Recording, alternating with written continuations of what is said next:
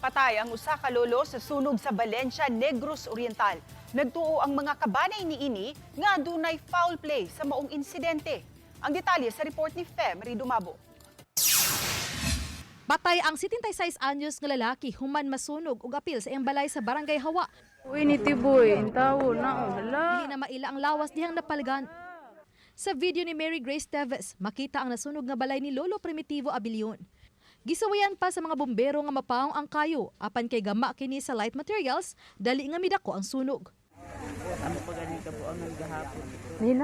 Matod sa Valencia Fire Station, nakumpirma ang patayng lawas ni Lolo Primitivo human na deklarar nga fire out.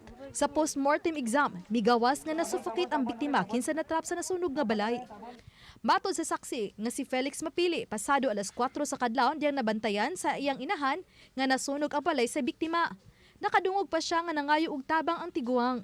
Gipatiran matod pa niya ang portahan apan pakyas siya sa pag-abli kay gihigot kini sa alambre. Sa kusina matod pa nagsugod ang kayo. Nakadungog og siyang tingog nga nangayo og siya tabang. Pero pagpatid ng portahan dili naman magi ang portahan kay natingala kung may padlock sa gawas. Nahibulo ang silingan kung nganong wala makadagan si Lolo Primitivo nga nakapangayo pa og tabang. Wala usab kini mulayat agi sa bintana. Gidugang sa silingan nga dili masakiton si Lolo Primitivo nga nag-inusarang nagpuyo sa balay. Tungod niini nagduda ang apo sa biktima nga si Army Staff Sergeant Felix Canlubo Jr. nga dunay nahitabong foul play. Na-initial sa mga information, kung di sana ako i-divulge kung sa'yo pang hitabo para dili sa ano mo. Mo yung mukhang nakita na naibang foul play. Ang apo nga nagdumili paghatag og dugang detalye tungod sa nagpadayong investigasyon, mipahibaw nga adunay duha ka mga person of interest. Gikumpirmar ni arson investigator nga si FO3 Raymond Basa nga gihigot sa alambre ang main door. Posible nga gihimo kini sa biktima aron i-secure ang kaugalingon ug iyang mga gamit.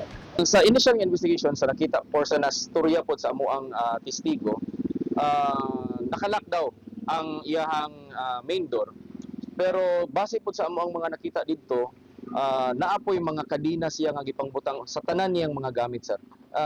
Mura ba og kanang gi-secure niya nga dili siya makawatan, dili siya basta-basta masulod, og ikaduha pod, sir, hasta ang steering wheel sa iyang sakyanan nakapadlock pod, sir, og nakakadina.